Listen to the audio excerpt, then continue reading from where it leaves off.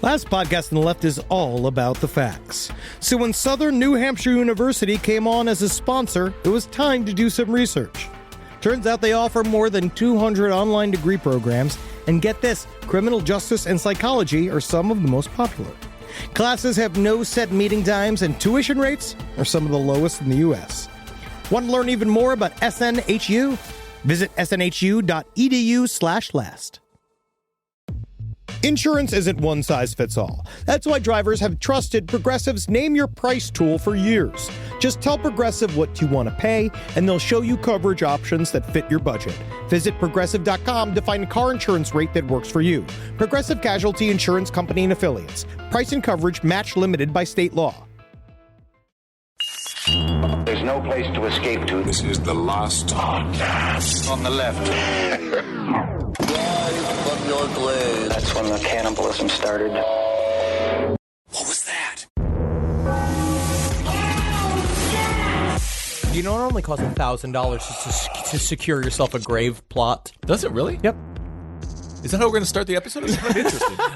Excuse me, you're a very tall man. Uh-oh. Very tall man sitting so close to me here Yes. on the subway. This is so nice. Grandpa, what's going on here? No, you seem to be stepping on my foot. Some people would find that to be some sort of inconvenience, some sort of social accident on your Right. part. But in fact, I have ejaculated. Oh, no. All right, I didn't mean to make you do that. Oh, you All did, though. I'm sorry. This is the last podcast on the left, everyone. I am Ben Kissel, Marcus Parks right there. How you doing, buddy? I'm doing great. How about you? Very good. And with us in studio together, but it's been so long. What's that song? It's been so long since we've been together. Back together. We're back together again. My humps. Yeah, something like that. Henry Zabrowski. Oof, yeah, it is me. And I'll tell you what, as soon as I start reading this super horrible details of the story, I begin to have one. Uh-oh, I don't like it. Okay, so why the German accent, you might be asking? We're going to talk about one of the worst Germans in U.S. history, which puts him as one of the worst human beings. Wait, we're going to talk about one of the worst Germans in German history, which puts him atop the list of maybe one of the worst people in world history. Yeah. Peter Kürten is this man's name. Peter Kürten, a.k.a. the Vampire of Dusseldorf, is among the most sickening, reprehensible, straight-up terrifying monsters that we'll ever cover on this show. Ooh. The very real representation of what an actual vampire would be. Peter Kürten is a man of nightmares. Yep. I think that when we cover him, I feel like a part of what you're gonna see as we delve into the world of Peter Kürten. It's not a pleasant world. No. Incredible mustache. Honestly, really one of the best mustaches I've seen in a long time. H.H. Holmes or Peter Kürten, better stash who you got? Oh, I mean, H.H. Holmes. Yeah. H.H. Holmes has got a better mustache. I'm going to give it to the American. Thank you very much. Okay, all right. I think Peter Very Kürten. patriotic. The Peter Kürten has sort of a diagonal Hitler, which is before it wasn't a Hitler at the time. No. It was a chaplain at the time, and so you can sort of forgive that. The only thing you can forgive him of is wearing the Hitler mustache at the time. Okay, interesting. Well, the term vampire actually seems insufficient to describe Kürten. He is a true blood-sucking creature of chaos and death, killing without reason, pattern, or conscience. Scarier than even the most gruesome piece of folklore. He's living his #worst life. I see. Okay, so when it comes to vampires, we covered Richard Chase, of course, vampire of what was that? Sacramento. And now Kürten.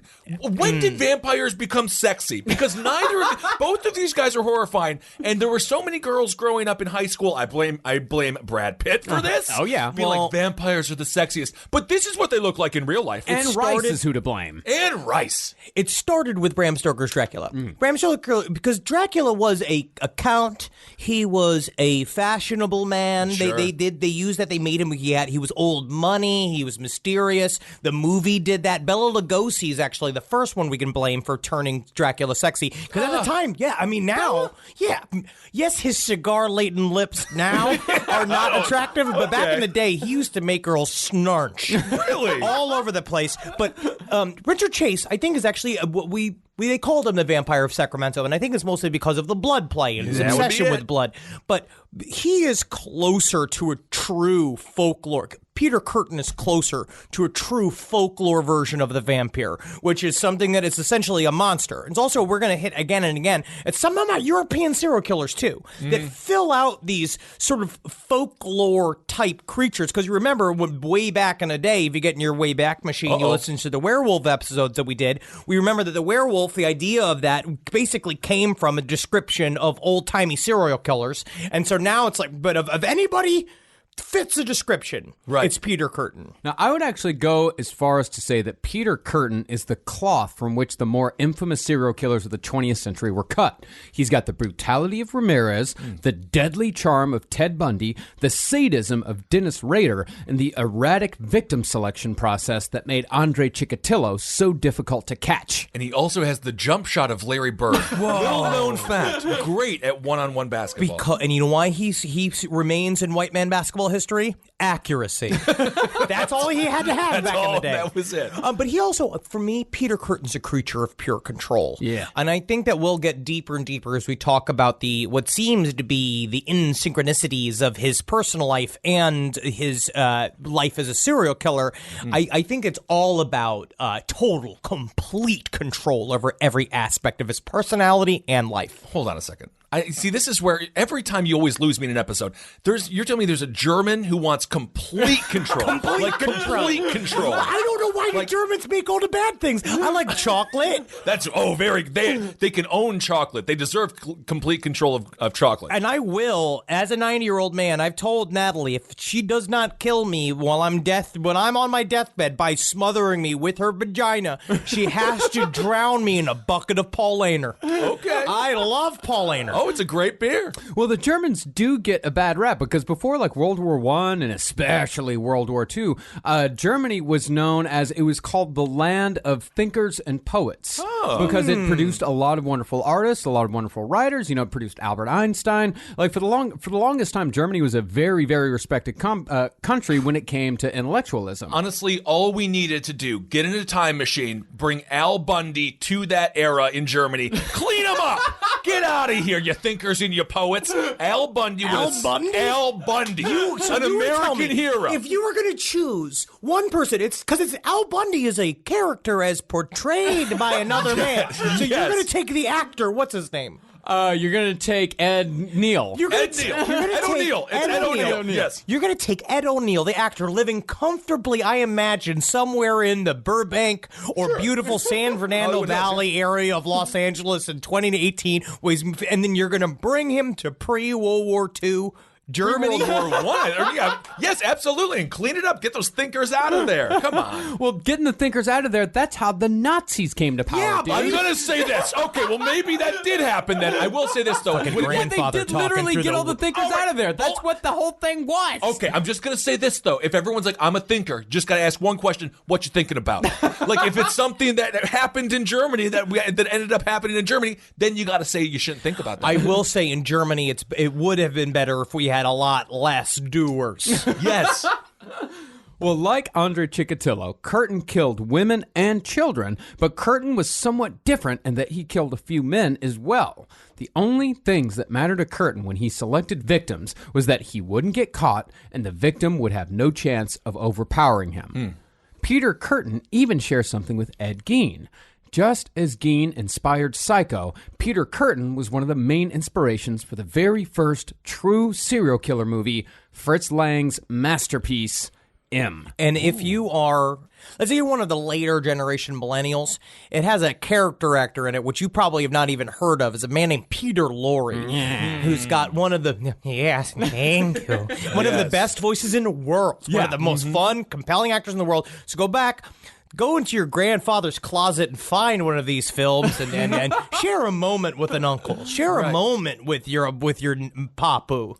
Well, you have to be an old uncle. Yeah, it would have to be like a decrepitly old uncle. That movie came out in 1932. Was Peter Lorre ever in a Hollywood Square? Was he ever one of the people in a Hollywood Square? Actually, possibly. I know, because he was in Casablanca. Yeah. He did a lot of stuff. He did, like, we knew Peter Lorre because he was in Looney Tunes a lot of times as a character. Yeah. And he'd show up like this. And it's like, it's a fun little voice. He's so fun. He's so tiny. And he fucked. I don't know. Now, while Lang said that M was also inspired by two other German serial killers at the time, the main character character, Hans Beckert, shares far more with Peter Kürten than any of the others in Germany at the time. And I say any of the others because Germany, before, during, and after World War I, had an explosion of serial killing totally unmatched in Europe, or so it seemed. Is there like a sound for like, I'm the least shocked? Like, whoa. Well, reserve judgment for a little bit, but first, let's hear about some of these German serial killers. Karl Denke, a.k.a. Papa Dinky. AKA Stinky Dinky. I think we know that. That's funny. I think we know what's going on. I hate this. I hate it. He killed and ate at least 30 homeless vagrants between 1903 and 1923. Vagrants denotes homeless. Right. Jeez. Well, now, while very little is known about Papa Dinky's life because he hanged himself 2 days after being caught, we know the number of victims and the length of his spree for two reasons. One, he kept a ledger that listed each and every murder. Fucking Germans. Just imagine your last words being like, come to Papa Dinky. Like, oh, I want to vomit right now. But it's like, come to Papa Dinky. He's like, I see him as a big Augustus Gloop style, like handlebar mustache, being like, oh, look at your dirty feet. They are going to make some most delicious sausages. It's disgusting. Glistening, his skin all tight with nitrates. Like, sir, is your tub full of chocolate? That's not chocolate. I will tell you, you will not know for sure unless you get in. Oh, my little treat, my little chocolate-covered vagrant. That's not chocolate, sir. That is not chocolate, sir. Papa Dinky's dookie. Ah, Stinky Dinky. Well, the other reason why they knew he had so many victims was because when police searched his house after a homeless man ran out of his door with an axe wound to the head, they found dozens of jars of pickled body parts and piles of bones that could have added up to as many as 42 people. Jeez. You know that if he really was in character, you'd have a couple, you'd have labeled like Kim Chi. You know what I mean? Like he would do like funny little puns, like Haunted Mansion style puns. Yeah. Wow. Tom Ato Jam. So I don't know. It's actually that's pretty clever. Actually, this is horrific. How come we haven't heard about this guy before? He ate more than Dahmer did. There's not a lot to Poppy Dinky. There's very little known about Papa Dinky because he hung himself 2 days after he was caught, and this is the early 1900s when a lot of this was happening. So there wasn't a whole lot of records kept. All they knew is that he was born, I think, in Eastern Europe somewhere. He moved to Germany. He played organ in the church on Sundays. I bet he did. And he keeps bringing in stomachs. I mean, like, oh, funny little joke. See how I play the organ again for you. No one's laughing. Of course he did.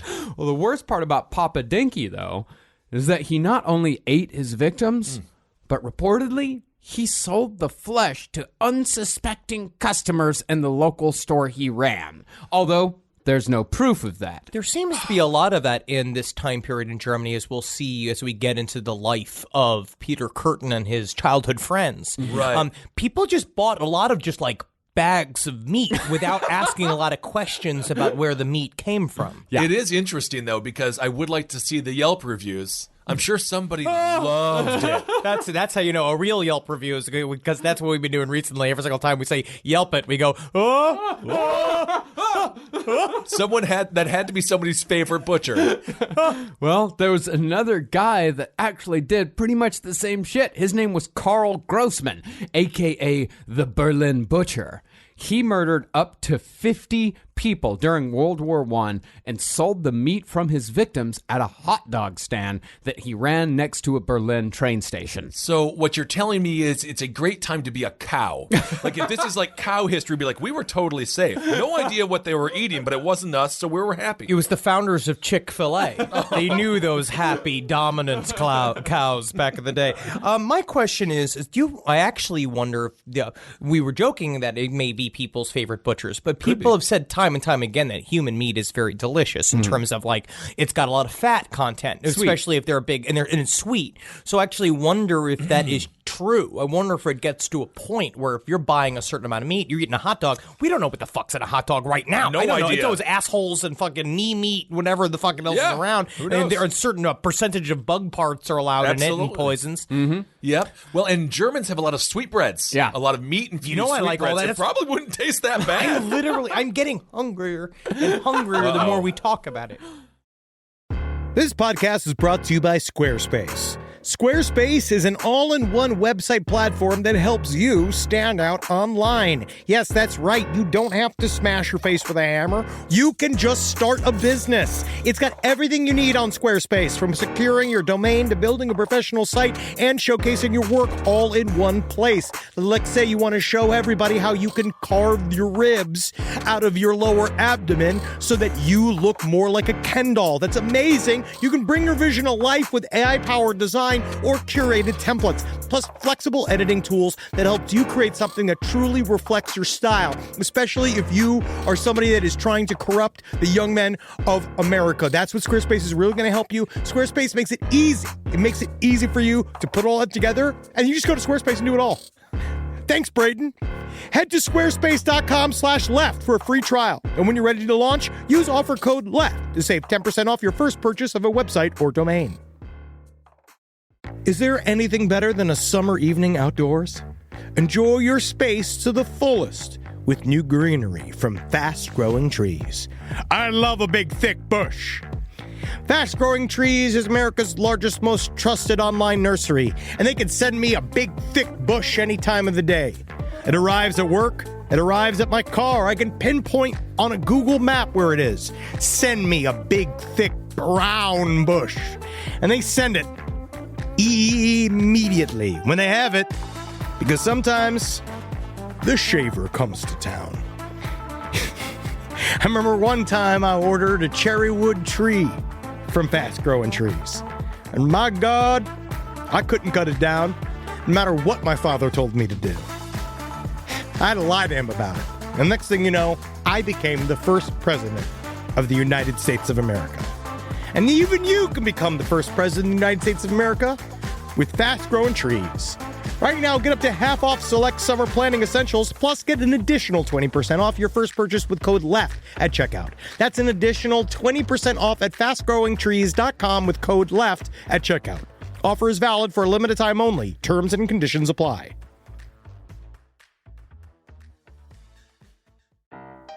Hey there, everybody. Is your cell phone bill too much money? Are you getting that bill and you're like, hey, what is this? I can't believe for what? For 5G? Are you crazy right now? $100? I don't even barely got any bars when I'm just sitting in my living room, okay? You don't have to deal with that anymore. Are you ready for this? $15 a month. That's right, $15 a month on Mint Mobile. Yeah, baby. Get their wireless plan, because they're just sitting there on the T-Mobile 5G network, and it's just $15. Your whole life, you're just paying all this money every month. You're like, why? Where's it going? It's going to these phone companies that are robbing you. So go to Mint Mobile. Let them help you talk to your mom. So get your new wireless plan for just $15 a month. Go to mintmobile.com/LPOTL. That's mintmobile.com/LPOTL. Cut your wireless bill to $15 a month at mintmobile.com/LPOTL. That's it. There's no catch. Upfront payment of $45 for 3 months, $90 for 6 months, $180 for 12 months. Plan required, $15 per month equivalent. Taxes and fees extra. Initial plan term only. Greater than 50 gigabytes may slow when the network is busy. Includes up to 20 gigabytes hotspot. Capable device required. Availability, speed, and coverage varies. See mintmobile.com. Then there was Johann Mayer, a.k.a. John Mayer. Of course. I can't. Did he want to be a comedian? Like, oh my God. I can't even. Your body is a wonder. What does that even mean? Like, come on. Body is wonderful. It's just like, Well, because Johann Mayer's left arm was amputated below the elbow, his actual nickname was Stumpf Arm. Sweet. I do like that. I like the arm. See, that is I like just a name right to the point. Right to the point, and it's so German to be like, it's not the one-armed man, it's the one stump man. It's like, we're going to focus mostly on the stump because that's the abnormality, and that's the thing we're all staring at. We're not even going to notice the arm. No, you go to Germany, and a lot of people's nicknames, I imagine, are stuff like ugly face and fat belly. Whatever is the worst characteristic, lead with it. Oh, yeah. And fucking Stumpf Arm, he shot and killed 5 people in 1918, and in one double murder, he cut off the hands and heads of his victims and switched them to, quote-unquote, disguise his actions. But there's still decapitated heads and decapitated arms, and the other bodies are over there. Yeah, absolutely. They kind of describe his actions more than disguise it. Also, doesn't he know anything? He's got to put a chainsaw on the stump. That's what you do when you got the stump arm. I will tell you, I was not one guilty of these crimes. Blames Stump. He always wanted Knuckles. I did it. I'm Susan the Stump. Oh, he's never talked out loud before. It's always inside my mind telling me to not do it, not do it, not do it. Then, of course, was the one that many of you already know, Fritz Haumann, a.k.a. the Wolfman, who deserves an episode all of his own. He killed at least 24 boys and young men between 1918 and 1924, ripping out the throats of his victims with his own teeth in what he called his love bite. Oh, God. And that's not even mentioning Adolf Seefeld, a.k.a. Uncle Tic Tac. No, come on now. We can't have a Stinky Dinky and an Uncle Tic Tac in one episode. I will say, Papa Dinky is a funny name. Yeah. Uncle Tic Tac, though, reminds me of the puppet from Saw. Like, it reminds me, Uncle Tic Tac is like Babadook, where it's like a funny name, but it's a fucking very terrifying entity. Absolutely. Yeah, his MO was among the most specific I've ever heard, as he exclusively poisoned little boys who were wearing sailor suits. Yeah, you know why? Because they were making fun of the uniform of our boys. Really? They're out there. They are appropriating sailor culture. Right, sure. He killed like 10 of them. Gotta be. I would. Nothing infuriates me. Hell? Can you imagine how much rage I would have created as a little boy if I just walked around in a sailor suit, being like, Bet you can't buy me any candy because you're broke, old man. They'd buy you some candy, I guarantee you that, just to get you to leave them alone. Now, of course, there's the question here. Yeah, you got him. Get you to leave them alone. I was ignored, and it's why I am the way I am. Okay. Now, of course, there's a question here. Why Germany had so many serial killers in the early 20th century? And I'll admit that this was a question that's far too large for us to definitively answer. It requires a lot of sources. Well, but the thing is, we actually do have a couple here, because in helping me with the research for this, Carolina came up with a couple of possibilities. She's become a real Patty Hearst in your home. She really is just adopting. She just gave in and she flipped. Yeah, Marcus did it. She flipped because she knew she had to get into it. She had to help because if not, she was going to go insane or Marcus was going to kill everybody. Fully indoctrinated. Interesting. Part of the reason why we worked is because she did this long before we even met. Okay. Well, she came up with some possibilities. It's possible that Germany had no more serial killers than anyone else. What's more likely is that the Germans were just better than everyone else at catching them. There were a lot of super cops, it seemed like. Specifically this one dude, Ernst Gnott. Cool. He had a clearance rate of 90%. Now, do we know that he wasn't just arresting anyone? I asked that same question. Okay. Because I could have if I'm a cop, I could have a great record if I just like grab you and be like, you're guilty. You did it. Okay. Like, what? Yeah, we saw West Memphis 3. It could happen again and again. Well, there is actually, not just that, but this guy like completely redefined how policing was done in Germany. Like he came up with the partner system. He came up with the rotation system. And starting in his early 20s, this guy was born to be a cop. Like this guy, he was one of the fathers of modern profiling. He even coined the term serial killer in 1930. He was the first one to use it, although he called it Serienmörder. Oh, cool. I think he was also the first cop to be solely fueled by horrible coffee and donuts. Yeah, he made that's it. what does it. Actually, he was grossly overweight and, had to stop being a cop because he was too fat. That's the best retirement of all. That's the greatest retirement of all. Retirement by strudel.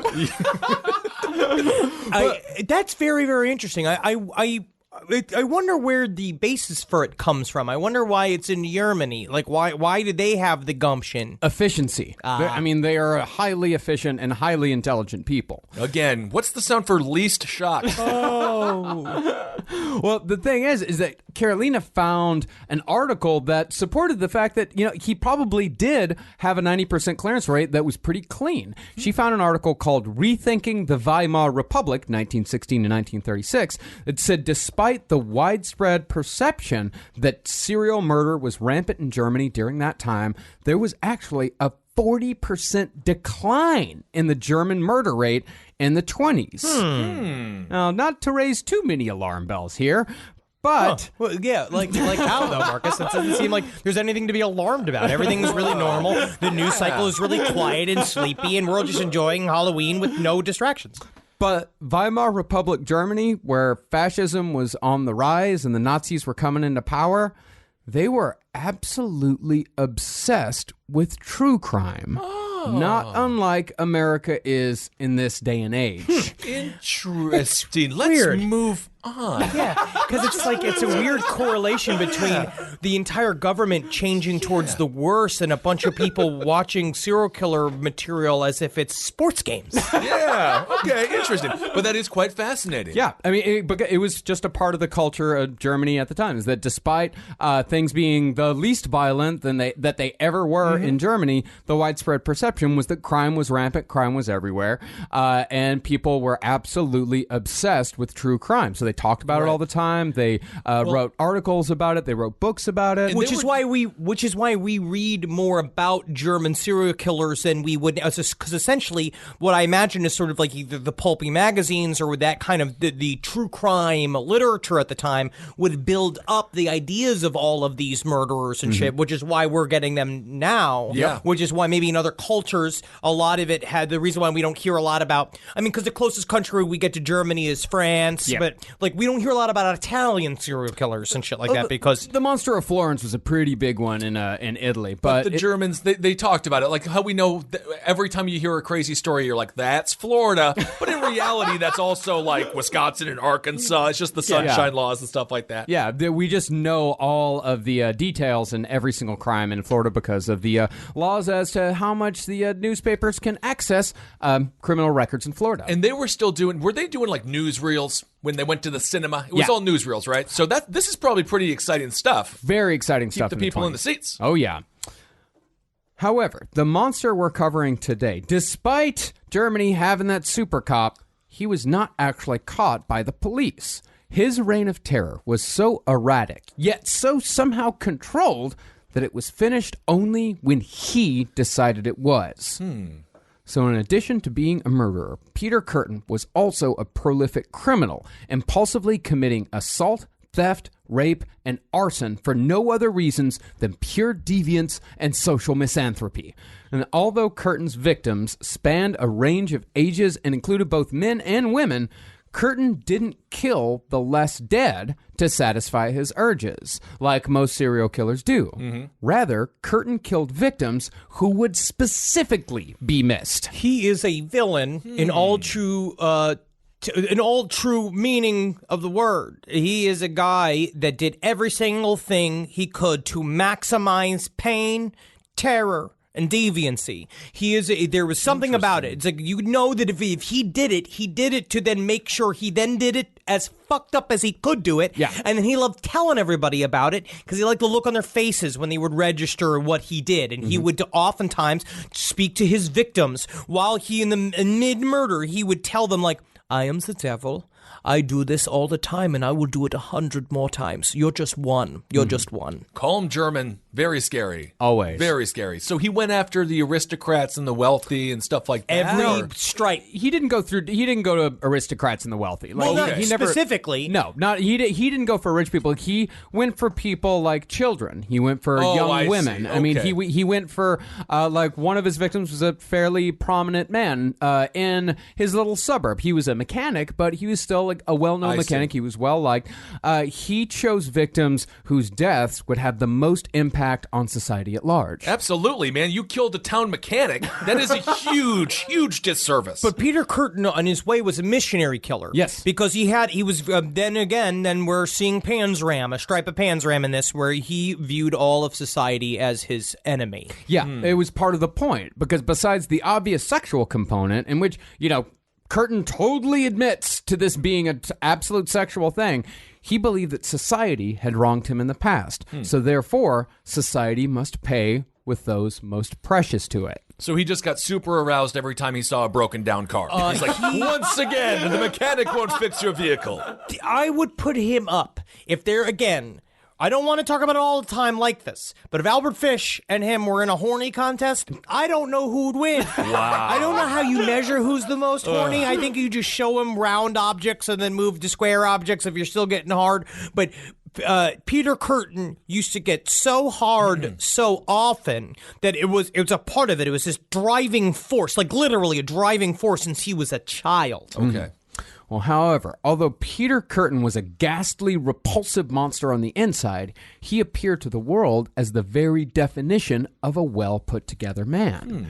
He was described as slim and good-looking. He put great care into his appearance every day. He wore cologne, and he kept his hair slicked back full of pomade. Yep, got that pomade. He looks really good, and that's a part of, again, but this is my feeding to my theory of his system of total control, is that he wanted to make sure that he looked exactly how he wanted. He wanted to be beautiful doing it. Technically, that is sort of like the satanic ideal. He wanted to be the monster. He wanted to be the monster, but I also can fool you. And I have a wife, and I have a house, and I have a job, and but this whole normal side of my life is also a part of my sexual game. So very type A, complete opposite of our Vampire of Sacramento. Definitely. And the appearance thing, that was the last ingredient that allowed Peter Kürten to kill at least 9 people, probably a lot more. And it allowed him to attempt to kill dozens of others.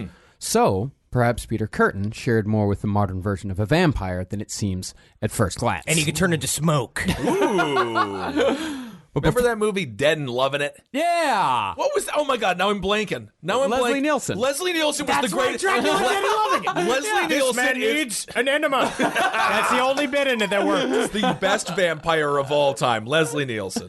But before we get into the story itself, let's acknowledge our 2 sources for this series. The first is Monster by C.L. Sweeney. Now, while it is entertaining, it straight up ignores huge parts of Kürten's personality for the sake of a clean narrative and inexplicably changes the murder weapon in certain cases despite concrete evidence that proves otherwise. It's a little sloppy. It's Why? very sloppy. They did that same thing with the Iceman movie. Why change this stuff? But this is nonfiction. It's supposed to it's supposed to be a true accounting, Right. but he completely changes murder weapons for I have no reason why. Okay. The other source, though, is perhaps the first modern classic of true crime, whose first printing is considered by some to be the holy grail of true crime book collecting. That book is The Sadist by Dr. Carl Berg. Man, if you want a thorough German examination of a serial killer, this book is a fucking spotlight into this dude's life. And a part of it is, and what I like about it too, because again, what do we know? How do we know as much as we do about Peter Kürten's murders? From his confessions. Peter Kürten loved talking about it. But this is one of the first books I've read, and this is from fucking the 1930s, where a doctor was like, I immediately assumed that he was full of shit because all he did was say all of these details. Yeah. And then Peter Kürten, it's like taking back at the doctor saying that my confessions could be full of shit. He was like, it's true. Because of of my history in the world of crime, I long and love to create false narratives of crimes. And you would talk about it, and you talk about how you would also lie, and then not lie, and do whatever you want. It's great. But it's a great book. Yeah. Sadist. Okay. Oh, yeah. It was, the guy that wrote it, he was the medical examiner who worked the Kürten case. So this guy had very extensive knowledge of the autopsies and of the bodies. And there are some amazingly gruesome pictures. Yeah, we just empathized with Carolina's life having to deal with all the true crime research of this show, but imagine being that dude's wife. He loves it. She loves it because she goes. He all day he's looking at stab bodies, and all night he's stabbing her body. You know what I'm talking about? I don't know. Ba-boom, ba-boom, ba-boom, with the polka music playing in the background. Nothing is more romantic than a German couple deep in their 50s. I don't know. It's a very interesting view of couples in Germany at this time. Well, the thing is, like Henry said, like this book has extensive interviews with Peter Kürten himself, and although he did lie. Like Andre Chikatilo, like Peter Kürten had a near photographic memory. And the things he lied about, like he lied about his capture, he lied about his relationship with his wife, but a lot of his recollections more or less match up with both autopsy reports and the testimonies of survivors. And that's even survivors who never reported their attacks and were tracked down only after Kürten confessed and had no idea that Kürten was involved and didn't come to the police and say like, hey, I think I was a victim of Peter Kürten. It was the police going out and saying like, hey, so what happened on this night? Did something happen to you? And they're like, yeah, something did. This is what happened to me. And the thing was that like while the specific details didn't match up all the time with Peter Kürten, the general details did. Okay. He liked to play with the truth, and he liked to play with storytelling, and he also, there was a part of it is that because he would talk about the erotic quotient of his memories. Yeah. He said that he could come just remembering. Like he would go back to the scene of the crime and he would come his pants just sitting there remembering. Yeah. And a part of what it was is that I think he liked to keep the true details for himself. Yeah. Well, I mean, how many pair of pants did this guy have? I mean, that seems crazy. Just walking around Dusseldorf and you're like, I even forgot about that one. Pants you got were no thicker. idea how much shooting is going to be in this episode. No kidding. A lot of that, huh? Ejaculation. But you My know what goodness. it is? I don't know if he played with stories, though. He's not Hans Christian Andersen here. I mean, it seems like he was just kind of a liar. I mean, storyteller. That's how we say it in my family instead of lying.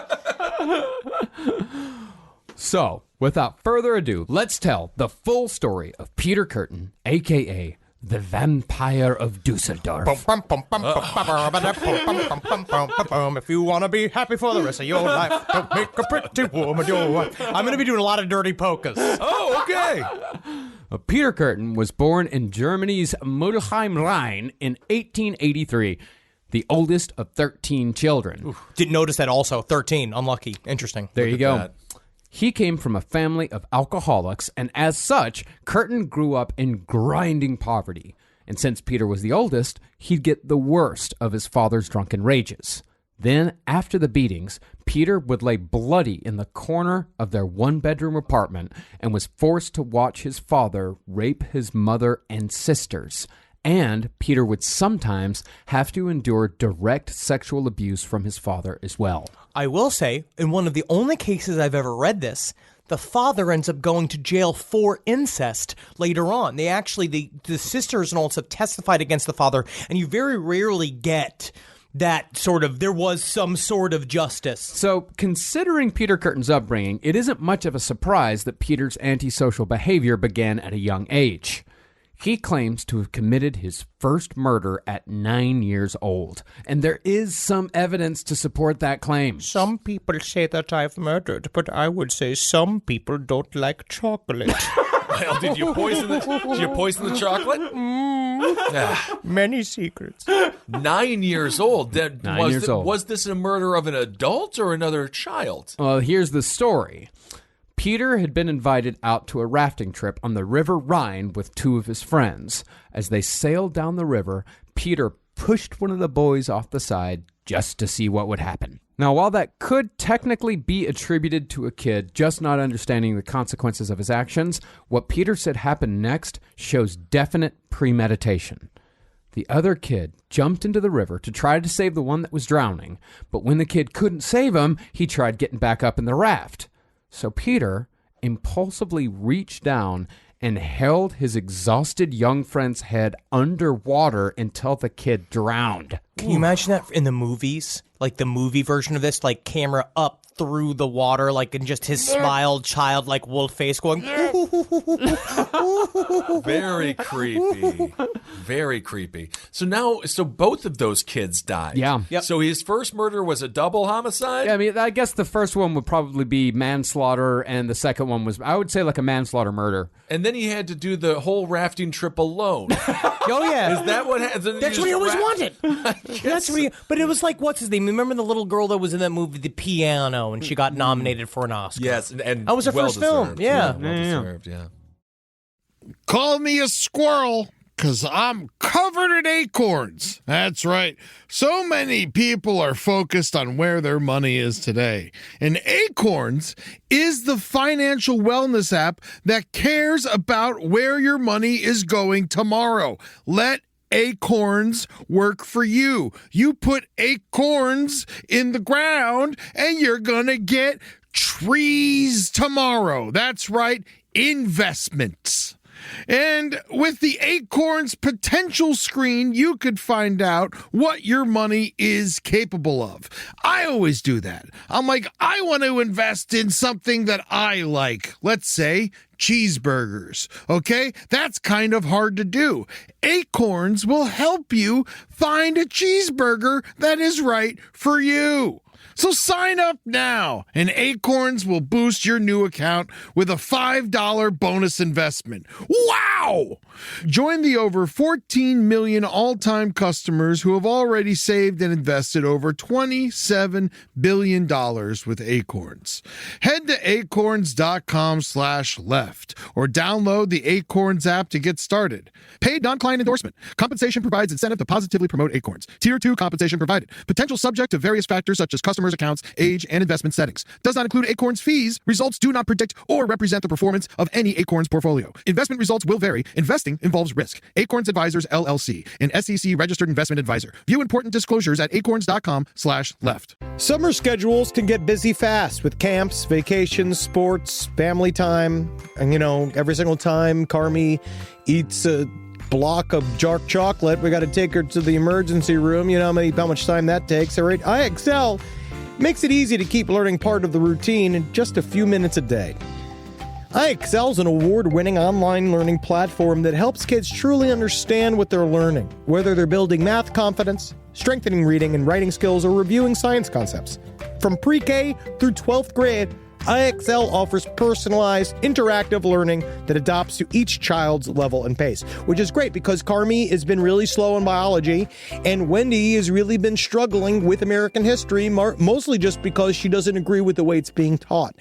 So it's really important. You making an impact on your child's learning. Wendy, as soon as she gets her chicken, she is ready for all of her lessons. And Carmi just really has to eat 5 or 6 bites of liver, beef liver, chicken liver, and then she can really get down to, I'm hoping this is the year she reads To Kill a Mockingbird. So really, IXL, thank you. Make an impact on your child's learning. Get IXL now. And Last Podcast on the Left listeners can get an exclusive 20% off at IXL membership when they sign up today at IXL.com/left. Visit IXL.com/left to get the most effective learning program out there at the best price. All right, I know what you're thinking. I like to go banking, but I don't want to give to these big old banks all the time that cater to the 1%. Well, go ahead and get yourself hooked up with Chime. It's banking built for you, not just those rich jerks. And they got thousands of fee-free ATMs because why pay to get your own money? Chime is working for you, man. You get your Chime card, you're going to get travel perks, you're going to get into airport lounges, you're going to get those chicken thighs. Every time I go to an airport lounge, I get chicken thighs. And you know what I say whenever I see a plate of chicken thighs? Give me more. Chime's going to get you those chicken thighs in these lounges, all right? Sure, they could serve other types of meat, but why would you when chicken thighs are so delicious? Chime is not just smarter banking, it's the most rewarding way to bank. Join the millions who are already banking fee-free today. Head to chime.com/left. That's chime.com/left. It only takes a few minutes to sign up. Chime is a fintech, not a bank. Banking services for Chime Card provided by Chime's bank partners. Optional products and services may have fees or charges. Stated cashback for Chime Prime only. No minimum balance required. Checking account ranking based on JD Power Survey published October 20th, 2025. For more information on travel perks, go to chime.com/disclosures. And when Peter was found later floating down the river alone, he was crying, and he told the authorities that the boys had fallen off the river in an accident a little while back. And the thing was, this happened. At the very least, 2 kids drowned on a rafting trip with Peter Kürten when he was 9 years old. If this whole thing ends with it being proportional dwarfism, I'm going to be really upset. That's a reference to Orphan. Yeah, and the thing is that we really only have Peter himself to vouch for the method of how the boys died. And then we have the cover for Problem Child 4, which is just him alone in the raft with the 2 empty life vests next to him. Well, either way, Peter said that this was the moment he realized he could talk his way out of pretty much anything if only he showed the emotions that people were expecting to see, and if there was no hard evidence that he'd done anything wrong. I think it's the latter that really helps you get away with it. Well, especially as a little kid, but it's like you can sort of imagine it because you've seen little kids do this. Where she's like, and then he fell in the river, and then Bobby went in and get him out, and he didn't get out, and then I floated down the river alone. Horrified. Man, that's a really scary story. Yeah. A sociopath 9-year-old. Have you seen Facebook? It's most of that. No, I think that I don't even know what the kids are on anymore. Now, Peter Kürten didn't become the Vampire of Dusseldorf all on his own. Like Richard Ramirez, Kürten got outside help in developing his eventual monstrous persona. Yeah, of course. You need to get the Monster Squad. He had the mummy, he had the werewolf, he had... But in real life. Okay. Well, besides the almost daily torments of his father, both seen and experienced, Peter made friends with a dog catcher in his apartment building in Dusseldorf. Well, I love catching dogs. Look, we got Puffin right here. I get a little pets. It's so nice. It's nice to get them on your lap. And they kill them. Yeah. Well, apparently back then, a German dog catcher didn't just roll around town picking up strays to bring them back to the pound. Dog catchers back then would catch dogs, kill them, and butcher them for meat, selling the lard to doctors to, quote-unquote, fix cobwebs over wounds. Can you imagine being in the urgent care, right? Like you just chop the tip of your thumb off while chopping garlic, but while screaming about your manager. Right. Now, was that a personal story for you, or? And so you're in the, but they go and they patch it up. They stitch it, and we're like, we just want to say, it's just like, it's like, go ahead and we'll take your insurance, great. And it's like, and also, you can thank the fixing of your injury too. Muffins. And it had the little picture of the dog that you got the lard from. Oh my goodness. Okay. Well, this sort of work naturally attracted a certain sort of person. Yeah. What? I would think so. And it seems as if the dog catcher that lived in Peter's building was among the worst. This guy tortured and mutilated his catches before killing them, and then, once they were dead, he would have sex with the dog corpses. What? All while laughing like he was having the time of his life. All right. What is like doing the Dom DeLuise laugh as he's okay. What as he's fucking these dogs. Right. Instead of he dies in his dead lap. Dogs. What on earth? How do we know this? How did this evidence come to light? Peter Kürten. Yeah. Oh my God. Yeah, and Peter said he did all of this in front of Peter, and Peter was 9 years old. And this whole time, the guy's gleefully encouraging Peter to do this. All right. So Peter Kürten didn't have a chance in hell. He did not. Basically, No, right? No. This is brutal. This is absolutely brutal. Yeah. Peter said the guy even showed him how to make a dog ejaculate. And what every 9-year-old boy wants to know. And the dog catcher said, or he said the dog catcher told him that after you did that to a dog, according to Peter, quote, an animal like that can't even be beaten away. You know what? I'm going to straight Making it come. I'm going to retroactively put gold star on this right here. This is you know what? nasty. I did forget. This is like a gold star. Like this is like through and through gold Well, you're star. just like, springing it on us, Marcus. I did not have my gold star brain on. I could just imagine the dog catchers being like, you know, Peter, you're a fun guy. You're a funny little kid. I know I'm 45 and you're 9. We're having a fun time, right? You're enjoying yourself. Yeah, I drink water. I drink beer instead of water because the beer is cleaner than the water. Yeah, you see, we're having fun time. You see, gentlemen. But I want to show you something special, something fun. We've never done this before. You know that dogs make horrible milk? Oh, my How God. do they do it? Oh, I tell you, you pull on that udder. You pull on that udder till it squeals. That's not milk. well, so after this, that began an adolescence of bestiality for Peter Kürten. Now, this is actually a serious question. Sure. You grew up in a rancher's lifestyle. Yep. Right? I mean, in a rancher town, like the lifestyle was, I mean, it was fine, but yeah, a ranch town, yeah. With people that are surrounded by animals, how often and how normalized is bestiality? By the time I was, a teenager, it was. If you end that sentence with "had sex with 18 dogs," the podcast is over. And Yes, in many ways, it's over. By the time I was 18, No. That was a completely out of vogue. But back in the day, pretty prevalent. so someone's having sex with a cow. They're like, it's pretty in vogue right now. You're gonna want to do it too. It's pretty cool. Well, having sex with cows is so 1975. Oh, you mean it's out of vogue? Yeah. Oh. I had sex with a fish yesterday. That's how cool I am. I'm a regular David Bowie. Wow. No, I've heard many a story. Well, if you really want to go mine through the round table of gentlemen You can episodes, go I'm mine. sure we've had a I'm not conversation. supposed or to two. talk about it anymore. But I'm just curious about whether or not Yeah, it's it's pretty normal. But I mean, in where I grew up, like you're talking about calves, so it's a larger thing. It got hooves. They're gonna hurt you if you're not careful. with Yeah, it. man, yeah, You dog usually will need to hurt have, you, too. usually need to have help. Go read the last picture show. It'll tell you all about it. Okay, wonderful. Great. Now I definitely am going to race to fucking Barnes & Noble and get that. Gotta get it. Last Looking picture for show's that a book. Hey, fantastic American novel. It's wonderful. Hey, Barnes and Noble employee, I'm looking for the book where the guy has sex with all the cows. Last picture show. Last Got it right picture here show. for you. Okay. Well, the thing is about Peter Kürten, it wasn't just dogs. Pretty soon, he moved on to sheep, as many young boys did at the time. But it was in this that Peter first made the connection between sex and violence. This was it. This was it. Or at the very least, violence done by him. He said that when he was 13, he had broken into a pen and was attempting to have sex with a sheep. The sheep, though, wouldn't sit still, so Peter stabbed it, and in that moment, he ejaculated.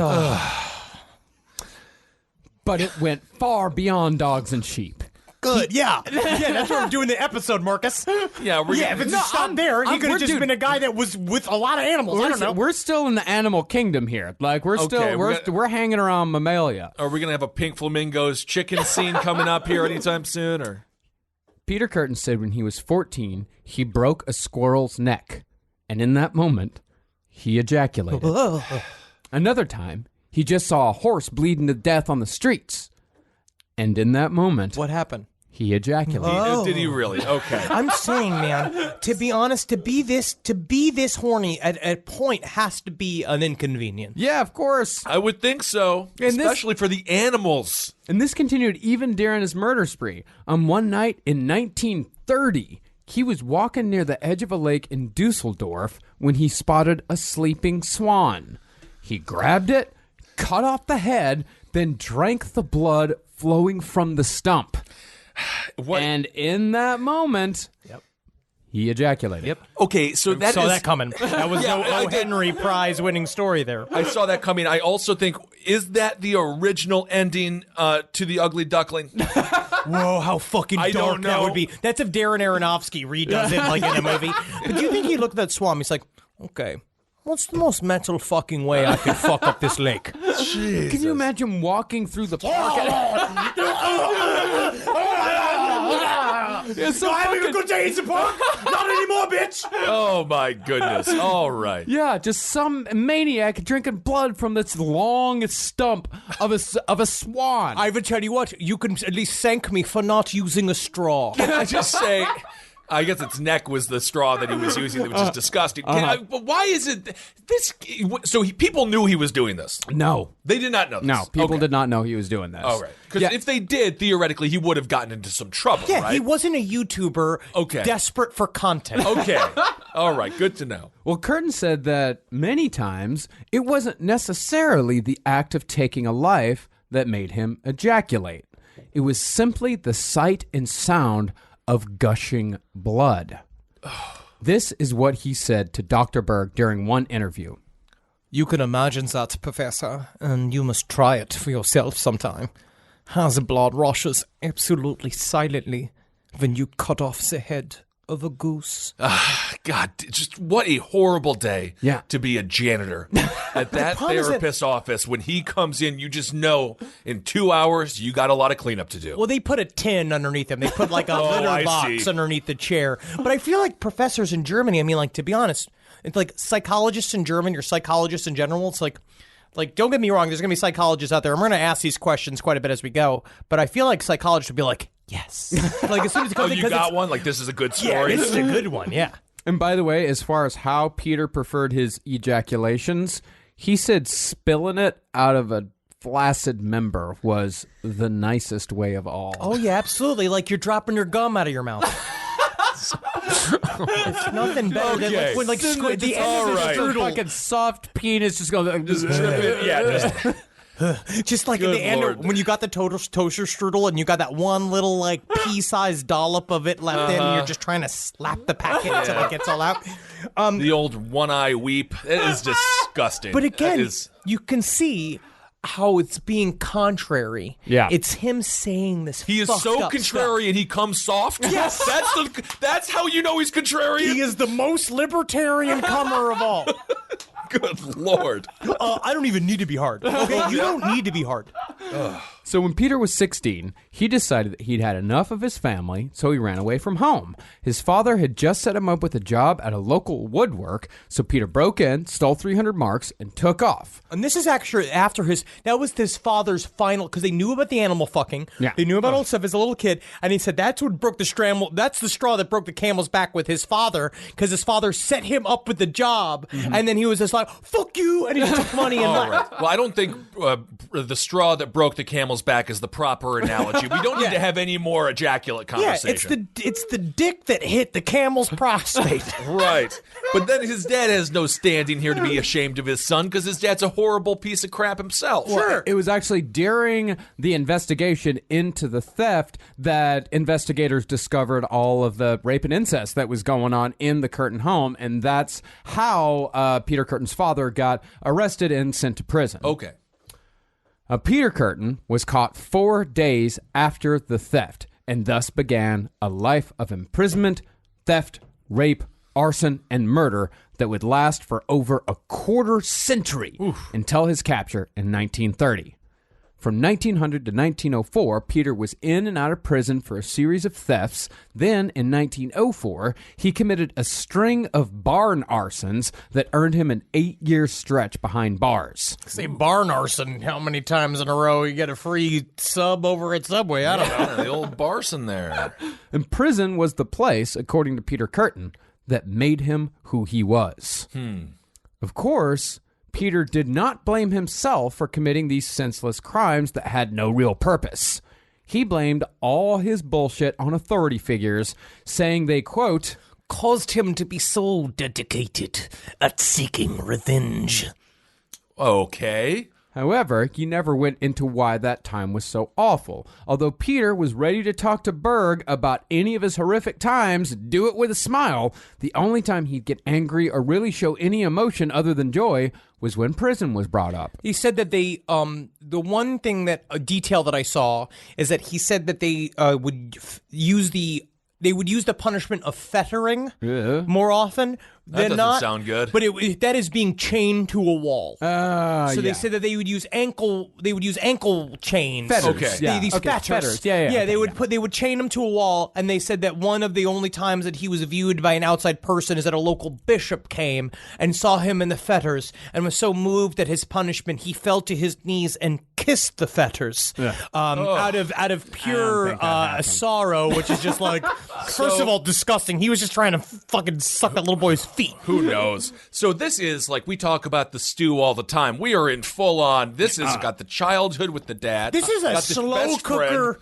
marinade of a gabadouche. I don't know what the hell this is. So, and I firmly believe, I'm sure they did horrible things. God knows what they were doing in German prisons in the early 19th century. Well, I mean, or I guess 20th century. He said he did spend a lot of time in solitary, but he said that was the only time he really enjoyed in prison because he got a little alone time.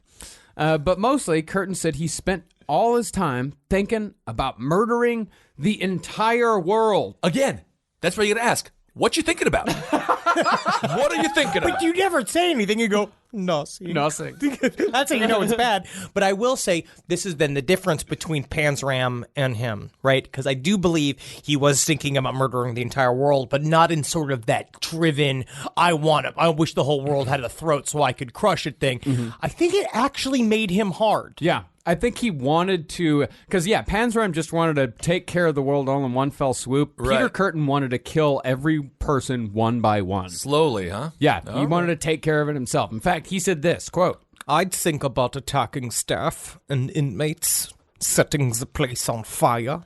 I'd like to sabotage the railways to kill as many people as possible. Yeah, if I had the means, I would have killed the masses. I would have caused catastrophes. Honestly, he sounds like a character I just friended in Red Dead Redemption. He sounds like a character I just friended in Red Dead Redemption, and that makes me really. I'm going to talk to my character about geese, and when we drive by a dead horse, I'm just going to look at him really, really close and make sure everything's okay. Oh, you mean floating slushies? But Kürten, he did his time, and when he was released back onto the streets, he made good on his promise to unleash chaos upon the world, hitting the ground running with his first confirmed murder. Okay. See, when Peter was released, he went straight back to petty thievery, specializing in houses where the ground floor was used primarily as a business while the families lived and slept upstairs. Now, the way he puts this, he did do this for survival. Yeah. Like, he was on the streets. He was living on the street. He had no other job. I mean, obviously, he didn't try to get an honest job, but a part of it was that he was just stealing to eat as much as he could. Okay. So on May 25th, 1913, Peter Kürten targeted an inn called the Wirtshaus Peter Klein-Schenke, owned and operated by who else but Peter Klein. Oh. On that night, Kürten moved from room to room, finding nothing to steal, until he spotted 10-year-old Christine Klein asleep in her feather bed. Acting on a whim, Kürten entered her room, strangled the little girl, and sawed her throat open with his pocket knife. He then masturbated and left.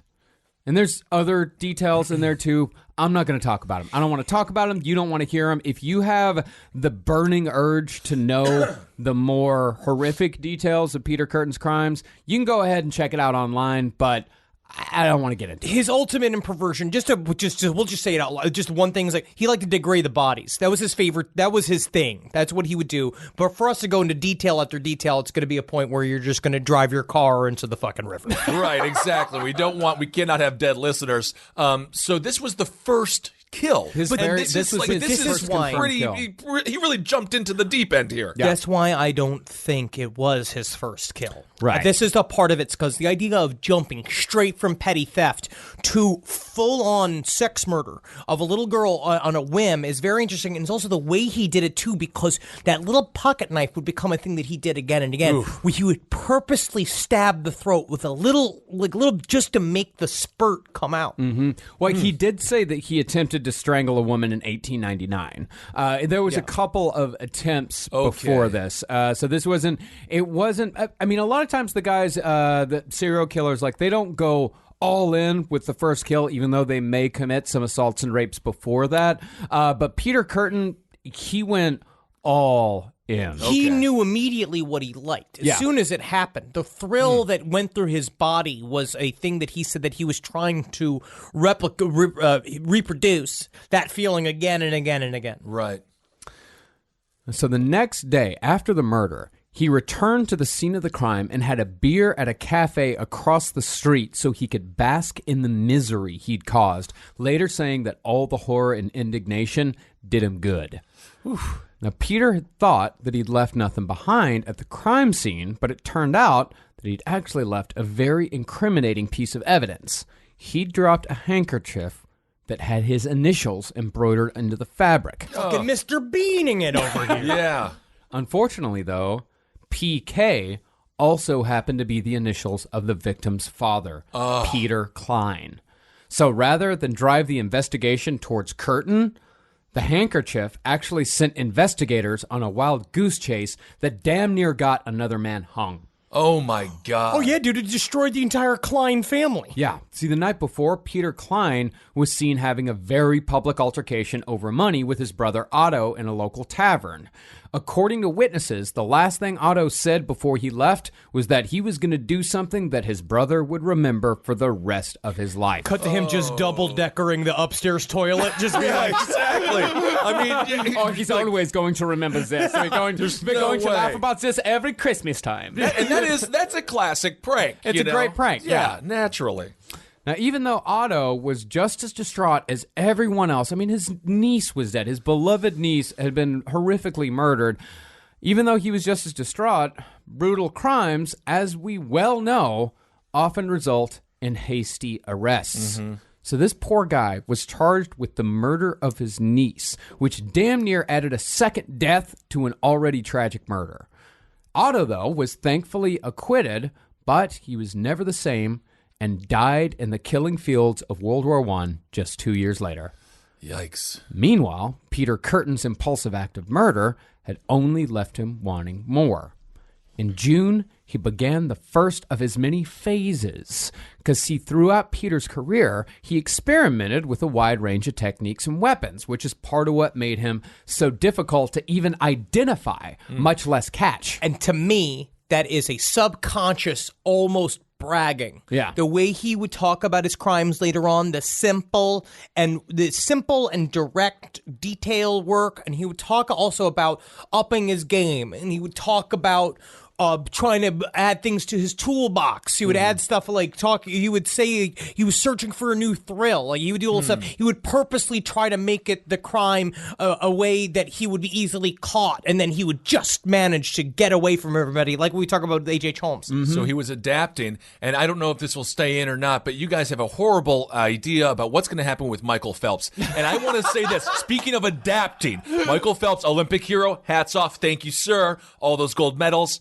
Didn't go unnoticed, but you know what else is going unnoticed? His work in mental health. He is working in mental health now, and you guys think he's a sociopath. And he is not. He's saving lives. I never thought he was a sociopath. That wasn't my opinion. That was Henry's opinion. That's Henry's opinion. Is just saying because of fate and because people like watching our heroes tumble, and because of the pressure of that, I can see Michael Phelps just being in a scenario somewhere in his 40s where like there's a dead woman in his pool. No, it's not happening. It's not him. It's not him. It's his buddy Craig. Who? Craig? Never have a friend named Craig. No, that's not Craig Rowan is a wonderful friend. Yes, he's of a mine. wonderful guy. Your pretty face is going to hell. Check him out on that show. Michael Phelps doing some good work. He is doing some good work, and I applaud him for being open about his struggles with mental illness. Yeah, even making his fall even more ripe for the media to allow themselves to dance on his grave.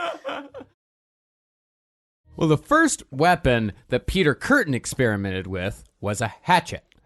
At about 11 o'clock on a Saturday night, 1 month after the Klein murder, Kürten had left home with what he called his chopper. Get back to the chopper! He spotted a girl of about 20 about to walk into a building alone. Kürten said he walked up behind her just as she was entering, and he whacked her on the head with the thick side of the hatchet, sending her crumpling to the ground without a sound as Peter ran away. Now, this is very common with Peter Kürten. He is not he sort of tracks his victims, but it's really spur of the moment. He likes heat, and it's all outside. He's like Chikatilo. Yes, it's all just whatever can come, and that's a part of the reason why I think that when you spend a lot of times doing these sort of stalking and doing all this shit, you're opening yourself up to being investigated. You're opening yourself up to being seen, which is a part of the sexual play of people who spend a long time choosing their victims, especially like BTK, where he liked the build, he liked doing up. Where Peter Kürten, who was that he had an impulse, he walked out of the door, he saw somebody, he murdered them immediately. Yeah. Well, the next month, Kürten walked up to a man sitting on a park bench just as the sun was setting, and Peter sunk the sharp edge of the hatchet into the man's skull again, causing the victim to silently collapse. But this time, Kürten took cover nearby and watched as the blood flowed from the wound. And in that moment, he ejaculated. Oh, I thought that was going to be different this time. No, absolutely. Okay. I do wish he didn't say, "Did I do that?" every single time that he did that, because it's like, again, because catchphrases wear thin, which is why I stopped doing Detective Popcorn for as long as I have. Right, absolutely. Well, there was one more attempt made on a sleeping teenage girl, but a man jumped up from a nearby bed just as Kürten was about to swing the hatchet, so Kürten just threw it down on the girl's blanket and ran off. Now, that last one is interesting because there was actually a witness to corroborate the story. The man who jumped out of the bed was the girl's father, and he later reported that he did indeed find a hatchet in his daughter's bed one night after chasing a man away. But did he go to the police in this situation, or It's so fucking difficult. They're already sleeping in a tenement house. It's all this it's so difficult for them to piece all this shit together. So this is what are they lower income. What are they going to do, I mean, I don't know if it was lower income. I think it was middle, probably lower middle. I'm not sure exactly, but yeah. So he's been sloppy since day one then, with the handkerchief and now the axe. Yeah, I mean, he's just kind of doing whatever, but it's also erratic. It's weird that it's so erratic because he seems like he's all buttoned up. He's got everything, all his shoes are shined. That's wearing what I'm nice saying. outfits, good mustache. It's all about the packaging. All of it is on purpose. Each part of it. Him being super erratic is a part of the game. It's about seeing what he can get away with. Yeah. But that attempt on the teenager, that would be Kürten's last attempt for many years, because in 1914, things got a little hairy in Germany. What happened, Marcus? Kürten was conscripted for service in World War I, but predictably deserted before he saw a moment's combat. Because this is what Marcus and I were talking about a little bit about how it's just if he just held out because he got arrested in 1930, it's like he could have been a part of the fucking German government, or he could have been a successful German businessman. But you imagine someone yelling at him, I think he'd just freak out. That's what we said. He's got too much of a rebellious streak. He couldn't stand authority, so he actually probably would have hated the Nazis. Yeah, probably. Yeah, but for different reasons than everyone He else. just doesn't like to be told what to do. Exactly. Yeah. He's like, I'll be a Nazi on my own. I was already doing the Nazi shit. You're a bunch of fucking hacks stealing my bullshit. Well, because he deserted, he was arrested soon after, and he spent the entirety of World War I plus 3 years extra in a military prison and was released in 1921 after 7 years. So we got to miss the whole war. Missed the whole thing, yeah. Not so bad, actually, really. Kind of got exactly what he wanted in a way. Mm-hmm. Following that, Peter reconnected with one of his sisters and joined her in a small town called Altenburg, where he made the acquaintance of his future wife, Augusta. Now, Augusta had a bit of a checkered past herself. I think it's kind of fun. She had shot and killed a gardener with whom she'd had an 8-year relationship after he suddenly broke off their engagement in 1911. And she'd done 5 years in prison for the crime. That's sexy. These prison sentences are quite interesting given the extreme crimes. It's just like, you got 5 years for the murdering of a stupid little garden. It's not right. It's not right. But it's very interesting because he showed up at his sister's house. And it's like a whole other guy showed up. Mm-hmm. He showed up being like, "Sister, I'm here. I'm going to bring the sort of house guest life back into this house. I'm your Sinbad." Yeah, it's like when Fester shows up in Adam's family, and you're like, I don't think he's really Fester. I don't know. But he didn't tell his sister where that he'd been in prison the entire time. He's like, "Oh yeah, I was in the war. It kind of sucked, but I'm fine. I'm here now." Anyway, now back to dancing at the discotheque. But he met Augusta, and she was like, because they were desperate to hook Augusta up because Augusta was a spinster because she sort of killed her last fiance. Kinda, yeah, seems like it. Now, the romantic myth of these two that somehow got propagated over the years was that Peter Kürten was a monster to the rest of the world, yet was a kind and loving husband to his wife, and he was never, ever mean to her, much less abusive. It is the exact opposite. Always. This is the Iceman narrative, too. These people are horrible. It's the exact same narrative as the Iceman, because as we know, like, the monster in the streets, sweetheart in the sheets trope doesn't exist in the real world. You got to flip that. Yeah. A psychopath is a psychopath no matter what, and they don't just magically leave their shit outside when they come home at night. I mean, isn't the only one that I would push back mildly on is Dennis Rader?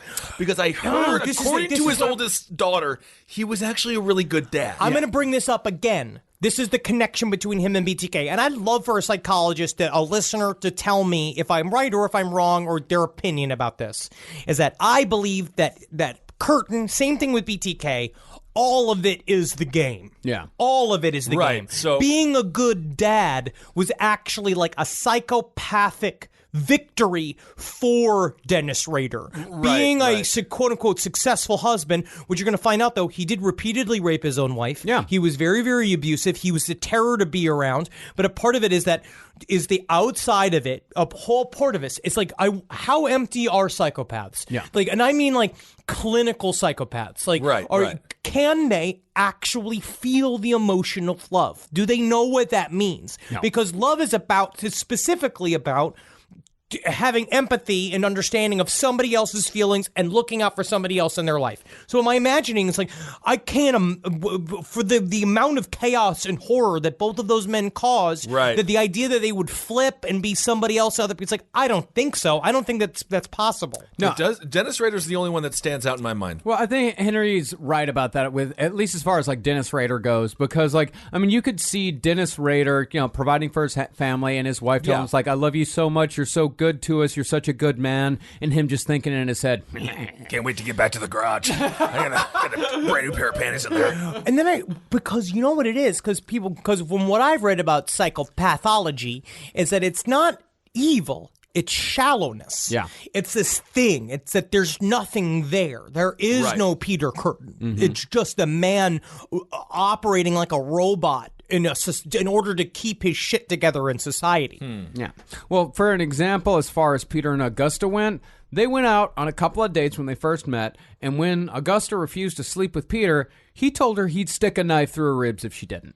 By 1923, they were married, and that pattern held until he went to prison. And for some reason, some people, like these writers out there, are trying to make it sound like, oh, Peter Kürten, that's the one thing he loved his wife so much, and he sacrificed so much for his wife. Some people don't have redeeming qualities. Yeah, exactly. Some people are just straight up pure monsters. You know what it is, though? It's selling a narrative. Yes, I can see why you want that, yes. because a part of it, you want to say that it makes him more interesting, that he has this double life. Yeah, that's why the Iceman was, why they made that movie the way they did in The Iceman. Dylan Klebold, Eric Harris, same fucking bullshit. I hate that lie, that propagated lie over and over again. It's so bad. They're just bad people. Yeah. Well, the saddest part about Augusta was that she believed that she deserved her life with Peter Kürten because she'd killed her ex-fiancé over a decade earlier, and that anything that he did to her was just punishment for what she'd done. But at the very least, Peter Kürten did not immediately go back to a life of public crime following his release from prison like he had the time before.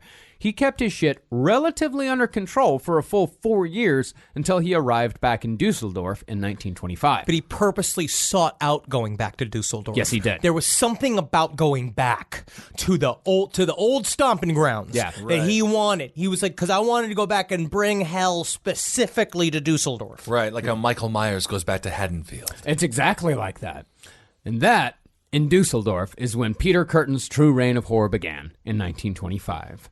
He started by attacking women on the street, strangling and raping 4 between 1925 and 1928. And in that same period, Kürten committed, by his reckoning, 32 cases of arson around Dusseldorf. Those included 2 houses, 4 barns, 1 plantation, a forest, and a whole shitload of sheds. Jeez. A lot of sheds. So many sheds. So hard to put up a shed. You gotta really you gotta hard. plank it all down. And you know what it is too. And then Kürten said it because his favorite part. It wasn't about the fires and stuff. It's like he loved the chaos afterwards. He loved seeing all the people struggle to go. And all he ever did was hope that somebody was inside that they would die. Yeah. So he's doing horrible things to people, horrible things to anything around. Yeah, anything around him. Yeah, in one night alone in 1929, he set fires in 10 locations. And all this was building back to the act that Kürten had first supposedly committed when he was just 9 years old. Murder. Murder. Honestly, he and Varg Vikernes may have been good friends. Didn't Varg burn down a bunch of churches? Oh, and yeah, stuff? of course. Yeah, they'd have a great time, yeah. Well, the first true attempt at murder in Dusseldorf came on February 3rd, 1929. During Peter's lunch break from the factory that day, he decided that after his shift ended, it was finally time to kill again. And it was going to be either a woman or a child. Do you think whichever one he came across first. Do you think that he had a calendar? That he just went and he would just go through the days and he just randomly wrote them in like kill again, like just got to the day. February 3rd. It was on his lunch break. He said he was walking around Dusseldorf and was just looking around and thought like, today's a day. All right, let's do it after work. Yeah, no, my lunch break's almost over, so I don't have enough time to fit it in before. Yeah, I do. It is interesting. He's like, but I've got to go to work. My boss is going to yell at me. I'm just 5 minutes late. But it's so important to tell other people your goals, so you're held accountable to it. So I made sure I told the man that is the bathroom attendant at the factory. I said, well, today I'm going to kill again. And he went, okay, sir. My goodness. Yeah, so after he got off work, Kürten wandered the streets until he found a young woman named Maria Kuhn. He grabbed her from behind by the lapels, pulled her behind a bush, and brought out a pair of scissors. He covered her mouth with one hand and stabbed her 24 times with the other. Then he ran away. However, Maria Kuhn survived. Now, Swinney, for some reason, wrote in Monster that Kürten let her live in the hopes that she would tell the police about what happened, but it was a foregone conclusion that she was going to tell the police. And that doesn't really make much sense anyway, because Peter Kürten didn't want to get caught. He wasn't a guy that wanted attention necessarily, like not to him completely. If he got caught, then he wasn't able to do anything else to make people feel weird. In fact, that claim is actually contradicted by Kürten himself. He said that he was surprised when he was cleaning the attempted murder weapon, and because he found that only 10 millimeters had broken off of the sharp end of the scissors. And he was surprised because he was like, I thought I stabbed much deeper than that. But I guess not. I guess I did not. It's like when you're planking for a minute and you check the clock again and you think, oh, I got to be almost done. And it's like you've only been doing it for like 25 seconds. Yeah, it is like that, Henry. It is indeed. Yeah. That is interesting. So did he use the scissors because it was another random Just thing? wanted to. Fucking Yeah. So he's used. So he's got the hatchet. He's got the scissors. He looked at the scissors and thought, wouldn't that be fun? I mean, and that was his entire thought process. He'd look at a weapon and he'd think, boy, that'd be a lark, wouldn't it? So let's use the scissors this time. All right. Don't they teach that in the Mossad and stuff like that, where it's like you can kill people with a soda can, you can kill people with like a chair and shit? Yeah, I don't mess with Mossad or Krav Maga or anything like that. Like those guys that's a different level altogether. But yeah, they can just do that though. They can just grab stuff and kill you with Yeah, it. they can sharpen a strand of hair and poke it through your neck. No, not my hair now. I only have so many left. I know. Well, Kürten would not make the same mistake with his next victim, and this one would be far crueler than the last. And I think, let's say gold star on this one. Yeah, it's all rough. Well, I would say this whole, throughout this entire series, like, there's going to be some pretty fucking rough murders here. On February 9th, Peter Kürten spotted 8-year-old Rosa Olinger playing alone in her front yard. He snatched her up, covered her mouth, and took her to the nearby woods where he choked her unconscious. Then he stabbed the child 13 times, including once in the left temple. Kürten then pressed his lips to the temple wound and drank the blood that flowed forth, and thus the Vampire of Dusseldorf was truly born. Then He went to the fucking movies. He does this a lot. It seems that after crimes, like he'll go and fucking grab a beer. Yeah, just, grab like, a hang beer, out. go, and he said he went to the movies because he still had a free ticket in his pocket. Like he discovered that he had a free ticket and was like, oh, that sounds like fun. Let's go do that. That's how blasé he was about this. Okay. But also keep in mind that the blood sucking is just what Peter Kürten said he did.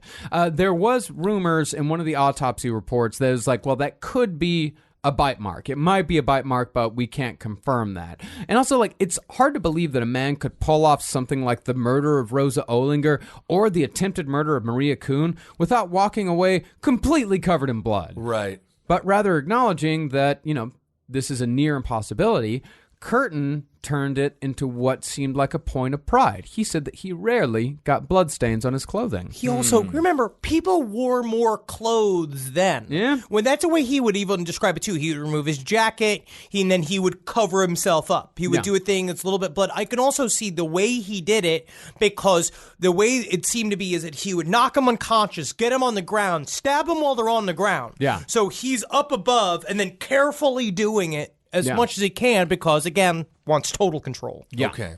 Yeah, and, that's the thing. Peter almost always committed his crimes outside. The wounds match up with what Peter said he did, and the timelines match up as well. And he knew shit that only the killer would know, so he wasn't taking credit for the crimes of others. And yet, no one ever saw Peter Kürten walking through the streets of Dusseldorf, obviously looking like he'd just killed someone.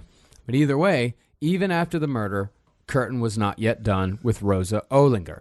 After the movie, Kürten filled up a bottle of petroleum and returned to the body of his victim with the intention of setting it on fire. But since it was the evening and too many people were out and about, he went back home. He woke up the next morning at 6 a.m., told his wife that he was going to the bathroom, and then just left the house. He's going to do what he's going to do. Yeah. You're going to tell him not to? Because you've seen what he does when you tell him not to do shit. He flips out. He returned to the crime scene, poured gasoline on the body, and set it aflame. He said he felt no sexual charge from this act in particular, and the only reason why he did it was to cause excitement and general indignation. Yeah, dude, so you can watch it across the street. He went and he got a beer across the street and watching the whole scene unfold. Just sit and watch all the cops come with a burning body sitting there, and then it died down. So he wasn't aroused with all the fires and stuff like that? He was. He was aroused. It was just this one in particular. Oh, I see. Yeah, there was another one. Yeah. No, he was definitely, the fires definitely aroused him, but not in the same way that it's really strange, because it's not in the same way that it makes guys like David Berkowitz, how arson made him hard. Right. For Peter Kürten, like, it wasn't about just watching the flames, it was about the chaos that it caused. All the cops showing up and shit. So he's just watching, and then he gets to be his god. He's like, they don't even know that I'm the one who caused all of this, but then all he of that would, kind of stuff. He would then insert himself into the investigation. Yeah, because when the police started interviewing guys in the area, Peter just kind of threw out a little bait so the police would question him. He was just kind of standing there, like, acting like he had some important information, but he was just too shy to share. You're going to have to maybe give me a little bit of chocolate if I were going to say something. But he would go and he would talk to the police like our old friend Bumblebutt. Oh, yeah, like old Ed Kemper. Yeah, we've talked about this before, and you see that in I think we've mentioned the first 48, whenever someone's like, I gotta sell, I'm innocent. And they're like, who are you? Why are you here? I didn't do it. That's for sure. Yeah, Peter Kürten, he extracted as much information as he could from this police officer, because it's all about getting someone to tell your own story back to you. So Peter Kürten's just listening to the cop, being like, what do they know? Yeah.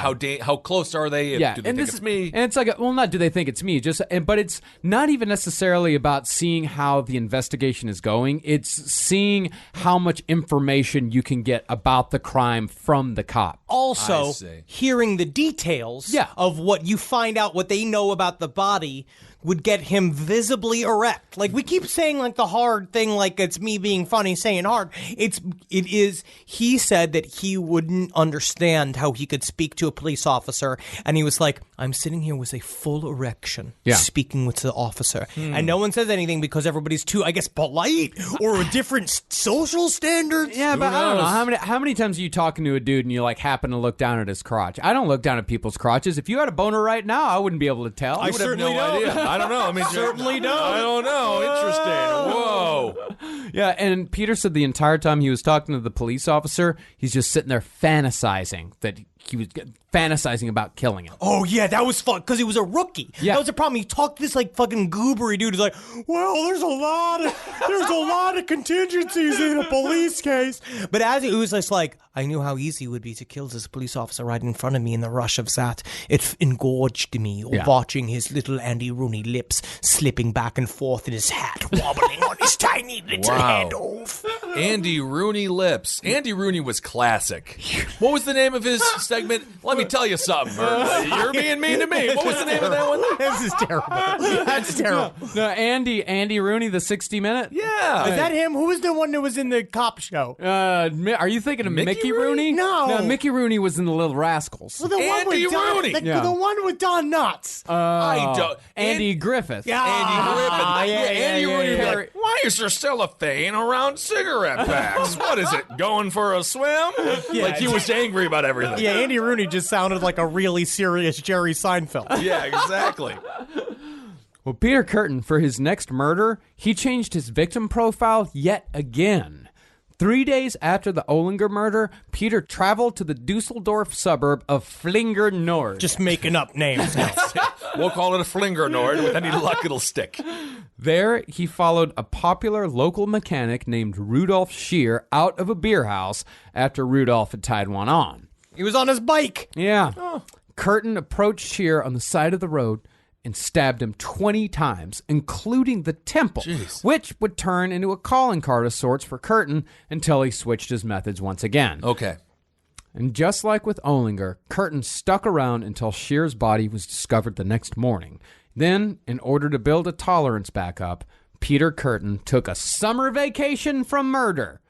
And that's where we'll pick back up for the conclusion of Peter Kürten. Oh, my God. I'll tell you what, you can take a vacation from murder, but murder can't take a vacation from you. That's right. Look at that. Remember that, everyone. Be safe on your vacations, but that's not until next summer, so forget about it for now. What? How did this become about vacations? I will say this, is that if you're thinking about murdering, you know what I think you should do? No. I mean, don't do it. Not number one. Get a pumpkin. Get a pumpkin, carve it You up. can stab the fuck out of a pumpkin. We had a great time carving our pumpkin this week. Yeah, go ahead and get yourself. I mean, even though this episode's coming out like after Halloween is over and done with. But you know what?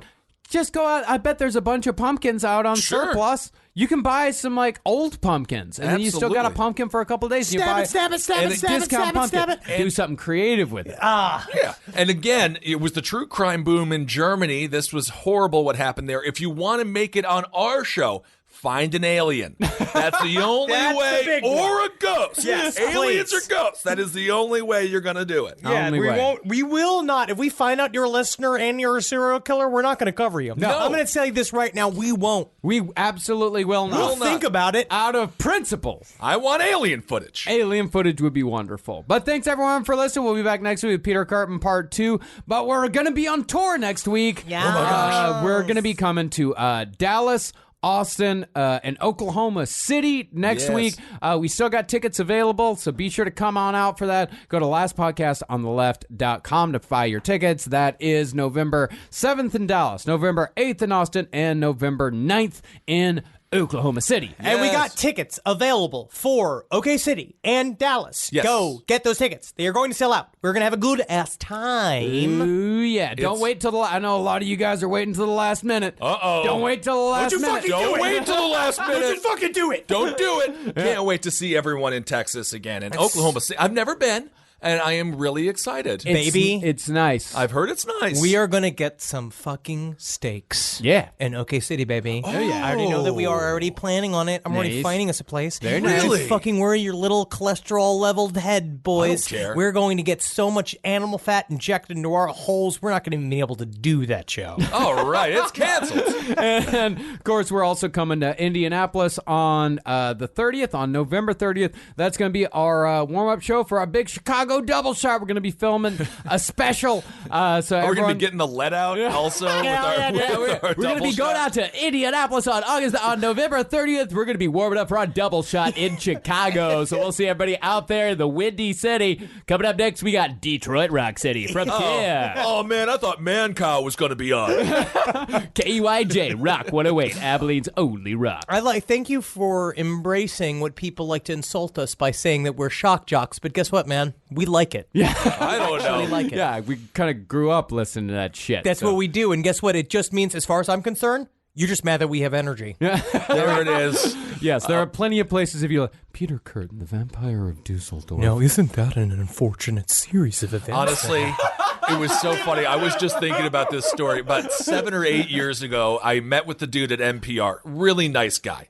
And I was touring the... Do you want a bottle of water? Or I was just touring the studios, and I think it was Lear, Jim Lear, or someone was doing a show, and he looked so sad. They were like the sad guy in Howard Stern when he's you talking about Tom Lehrer? Yeah, he's great. I love Tom Lehrer. I love him too, but it was just, I was like, we don't do that kind of radio. And then I remember I was like, yeah, man, I really love radio. I think we're doing a lot of good work. And I sent him Roundtable of Gentlemen. And I don't think that's really for NPR. You sent Tom Lehrer Roundtable? The main guy. Oh, the main guy. Who was in charge of programming. I was like, I think he's going to love it. You gotta love it. He didn't email me back. I remember you telling me about that. You were like, dude, I just made this great contact at NPR. Gonna send him around. Which episode of Roundtable you think I should send him? I was like, dude, I don't know. I don't know anyone. What about the one where they drink all the Four Locos or like the other ones? Well, thank you guys so much. Please give it to our Patreon if you so choose. If you so Yes, choose. thank you. And thank you to everybody who already gives to our Patreon. Yeah, if you feel like we deserve a little bit of a compensation for the show, you can go to patreon.com/lastpodcastonlove. And you also get a bunch of cool bonus stuff, including interviews, t-shirts, stickers, depending on how much you donate. So thanks to everyone who already donates, and thank you in advance to anyone who plans on And it. support all the shows here on LPN. All right, everyone, hail yourselves. Hail Satan. Follow LP on the left for all the bullshit. Uh-oh. If you want to do that. Okay, yeah, sure. And hell, Keen. Hail me! Magustalations. Halloween is past, but these spirits still live. Stitch Fix. Stop shopping, get styled. A+ on the outfit, Miss Turner. You are about to slay parent-teacher conferences. Oh, these? Just the most perfect fitting jeans my stylist sent me. Oh, hello, you, who didn't set one foot in a mall and still looks amazing. Just share your size, style, and budget, and your stylist sends personalized looks right to your door. Stitch Fix. Get started today at stitchfix.com. To my stylist, this look is dedicated to you. Thank you. Thank you. This episode is brought to you by Opill, the first over-the-counter daily birth control pill available in the U.S. Opill is FDA approved, full prescription strength, and estrogen-free. Plus, there's no prescription needed. Finally, the days of needing a prescription for birth control are over. Opill is available online and at most major retailers. Take control of your health and reproductive journey with Opill. Birth control in your control. Use code BIRTHCONTROL for 25% off your first month of Opill at Opill.com.